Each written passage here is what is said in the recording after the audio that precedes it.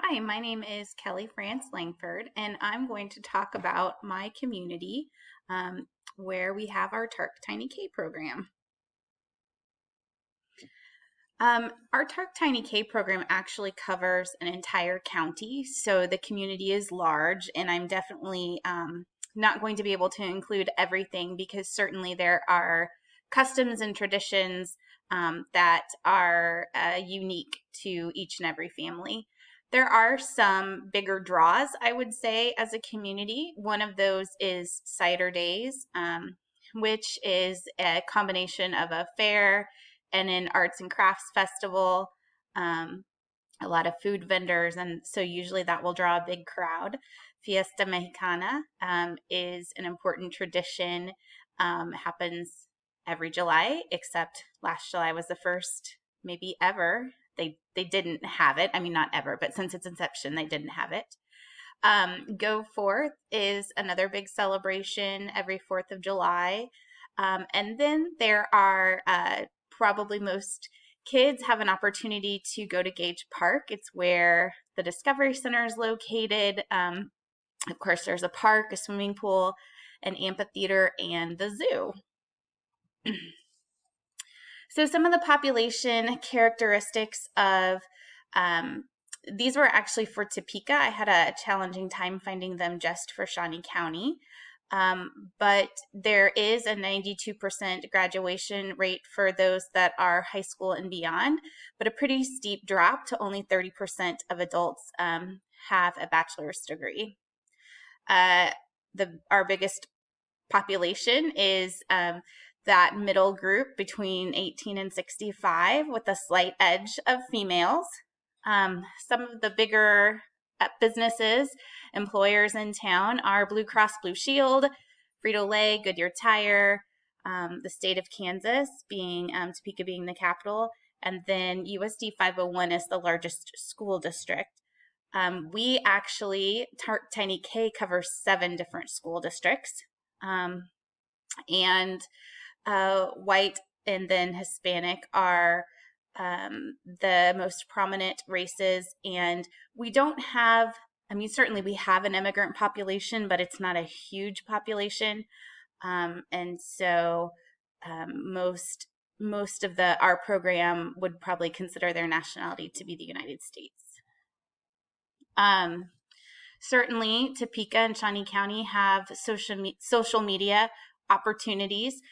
TARC utilizes those, and 72% of the people in the county have broadband internet. We're fairly lucky in that it's accessible if you have the financial means to access it. We also have broadcast media, 3 TV stations, a newspaper, several radio stations. And TARC really uses a mixture of both social and broadcast media. There are several community groups that are involved. I listed ones that are particularly involved in the early childhood community. The Topeka 2030 Club is very generous with both their time and their funds. Junior League of Topeka also does a lot of great work in our community. The Lions Club has been very helpful with some of our vision screenings. And then Topeka Parents is a Facebook group that a large number of parents in the community follow, and it details things that are going on in the community that parents might want to know about.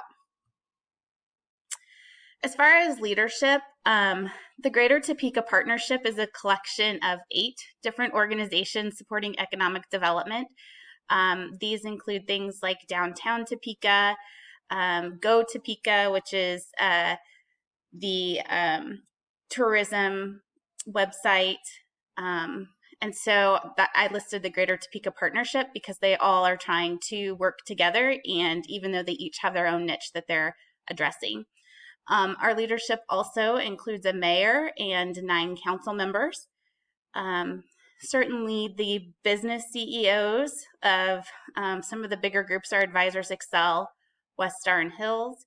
And then we also have a Topeka Top 20 Under 40 leaders who tend to be some of the go-getters out in the community.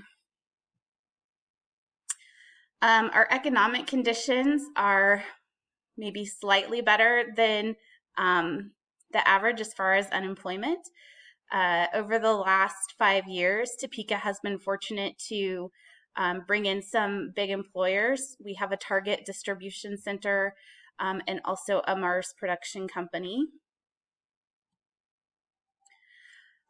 Certainly, I think some of the more pressing social tensions include some tension between Black Lives Matter and Thin Blue Line in Topeka.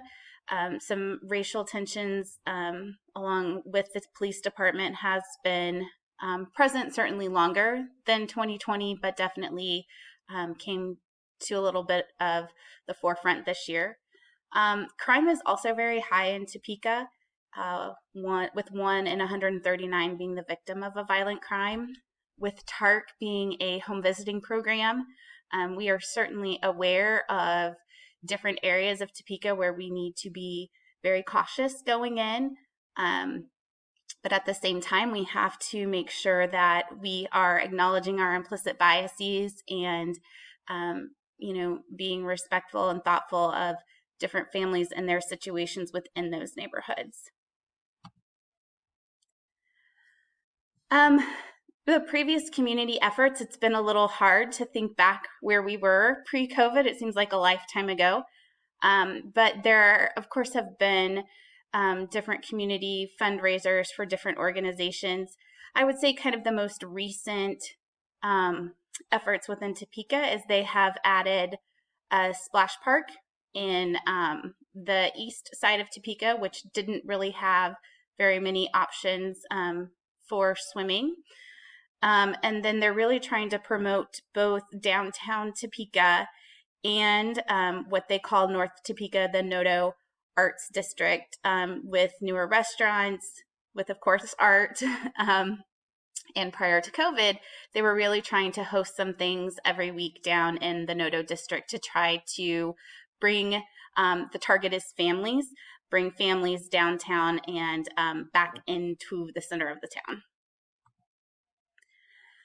The power structure is tricky in a way because Topeka is very large and diverse, but certainly I would say most of the power lies within our more prominent businesses, but then also because Topeka being the capital, we have a lot of legislators and other government officials that are present in our community and certainly have a lot of power. Certainly while the legislature is in session, but I would say during the off months as well. As far as multicultural issues, I really have a different perspective on this because TARC Tiny K is designed, not just TARC Tiny K, but Tiny K in general is designed to really look at each family individually. And we do this using a routines-based interview as we get to know the family. So we really look at how their day goes, what goes well, what's a challenge, what they participate in the community, what they want for their kids. And because of that, we are in and out of under 900 homes this year, but still that's a lot of different perspectives on different cultures. So I wouldn't say we have one or even predominant cultures within Tiny K. We have a huge variety. TARC is a very well-respected organization within the community. We've been around since the 1950s, and so we've worked really hard over the years to make ourselves a leader in the field of supporting people with developmental disabilities from birth through the lifespan. One way we try to keep that, and one way that I want to keep that, is try to ensure that TARC has a seat at neighborhood tables.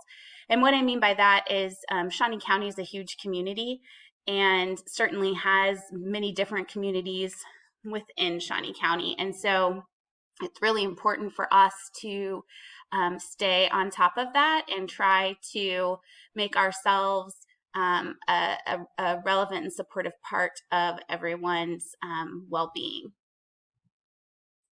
These are my references. And I appreciate your time.